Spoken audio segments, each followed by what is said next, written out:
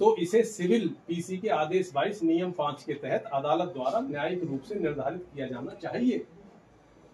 आगे ना प्रार्थना पत्र में उस विशेष मामले में किसी पक्ष की मृत्यु पर सभी पक्षों को नोटिस किए बिना और कुछ भौतिक तथ्यों को दबाए बिना, उसमें नोटिस भी देने की जरूरत नहीं है।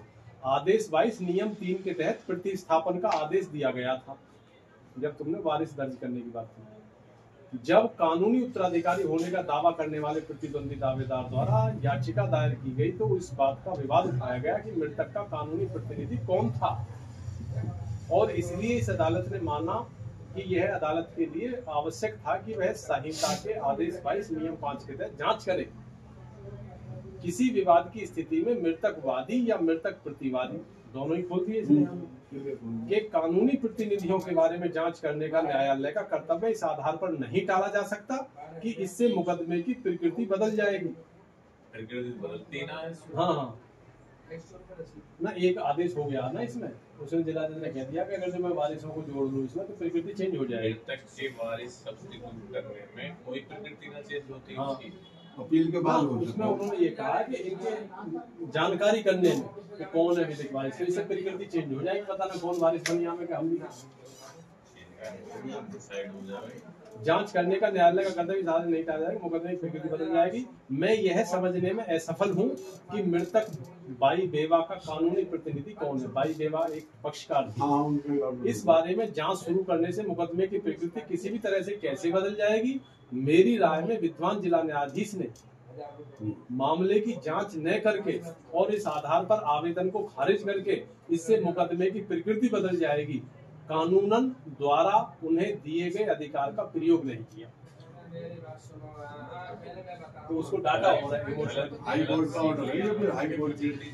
वर्तमान याचिकाकर्ता द्वारा दायर आवेदन प्राप्त करने पर विद्वान जिला न्यायाधीश को या तो स्वयं या किसी अधीनस्थ न्यायालय को यह निर्देश देकर यह तय करना चाहिए था कि याचिकाकर्ता मृतक बाई का दत्तक पुत्र है या नहीं, कि वह इस प्रश्न पर विचार करे और यदि कोई हो तो साक्ष्यों के साथ साथ निष्कर्षों और कारणों के साथ रिकॉर्ड उसे वापस करे, रिकॉर्ड पर लेकर। मेरे विचार में याचिकाकर्ता द्वारा दायर आवेदन का निपटारा करने में विद्वान जिला न्यायाधीश का दृष्टिकोण एक अति तकनीकी दृष्टिकोण है, जिससे यदि अंत तक ले जाया जाता है तो न्याय की विफलता हो सकती है।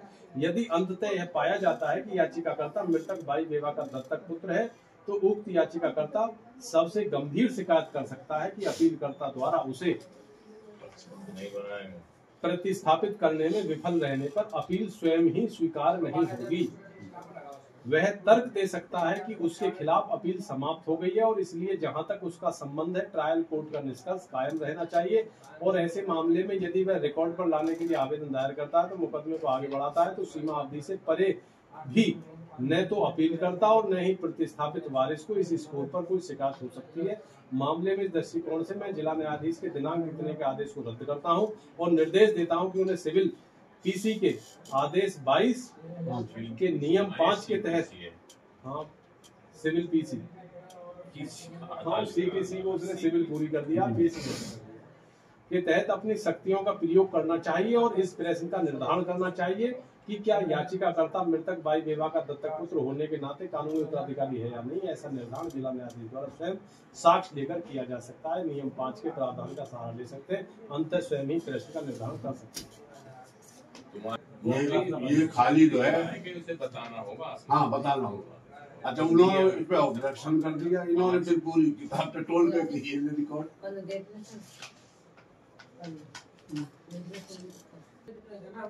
मित्रों अभी जो बातचीत चल रही थी वो चल रही थी जो अभी हम इस पे आपको लगातार मैं बताने का पूरा प्रयास कर रहा था, और हमारे जो सीनियर अधिवक्ता है श्री मुकेश शर्मा जी, आपस में जो हम डिस्कस कर रहे थे वो कर रहे थे आदेश 22 नियम 5 पर। तो आदेश 22 नियम 5 जो सिविल प्रक्रिया संहिता में है, तो उसके विषय में अभी पूरा विस्तारित माननीय उच्च न्यायालय उड़ीसा द्वारा जो प्रतिपादित यह एक आदेश है जो विधान में उन्होंने पारित किया, उस पर भी हम चर्चा कर रहे थे।